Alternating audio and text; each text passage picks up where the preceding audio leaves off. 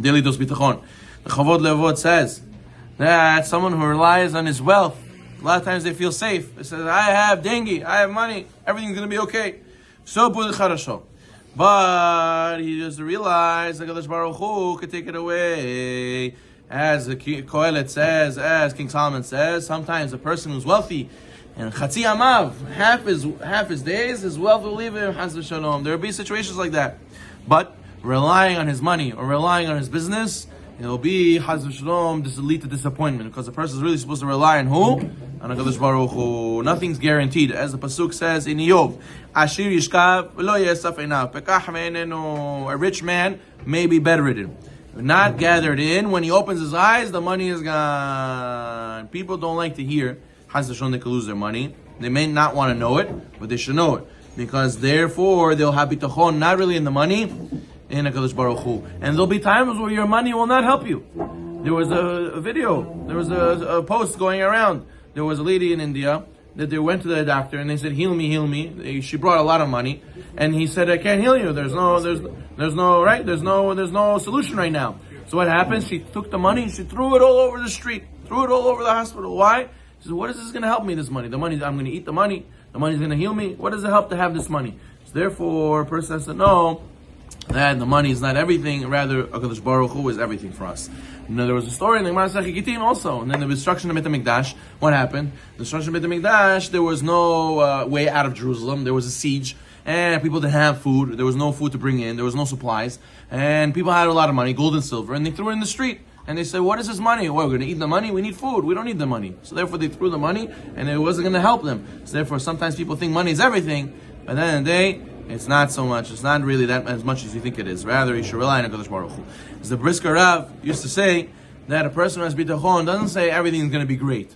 Rather, a person who has bitachon says Hashem knows what's best. There was a list Forbes makes. They would make articles of the ex-billionaires who lost their fortune the past year. And they mentioned 78 people who were on the billionaire list and they lost all of their money.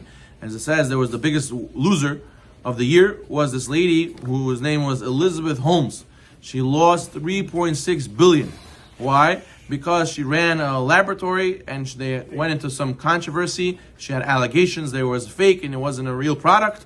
So therefore she was banned and she cannot even work in that business anymore, and she lost her 3.6 billion in 1 year. So therefore a person has to know nothing is guaranteed. We really have to rely on HaKadosh Baruch Hu. Rav Matisyahu Solomon, he explained a very interesting story. He said over some interesting story about a man who prayed a very long Amidah in the Minyan.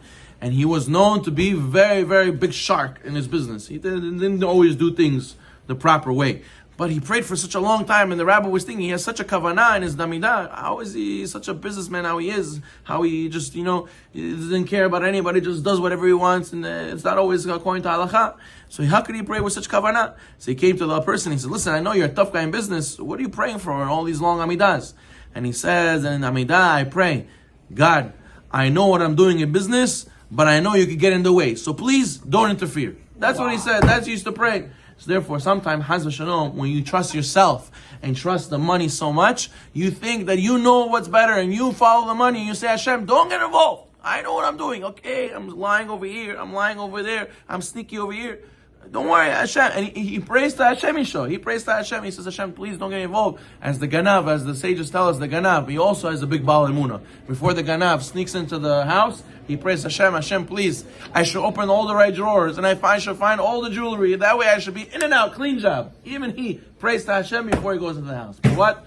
A person has to know he has Emunah, but he doesn't have Emunah. Because we have to realize that it's all from HaKadosh Baruch Hu, and not in our own hands. So therefore, bitachon means I need Hashem for my success. I rely on Him. Checking your chase, checking your stock market, all those things. It's not going to help you the more Fox News Money Watch you watch, or it's not going to help you watching the trends and all these things. You will start relying on these tools, and you forget to rely on HaKadosh Baruch Hu. Today, we should think about, I have what I have. This is what Hashem gave me today. I will try to give Him a reason to help me keep it. But one day, if I don't do what's right, Chas v'shalom, Hashem can take it away, b'chatzi yamav, in half our days, but we should zocheh to have, Hashem should give us 1,000 times fold, and we should always keep it and expand.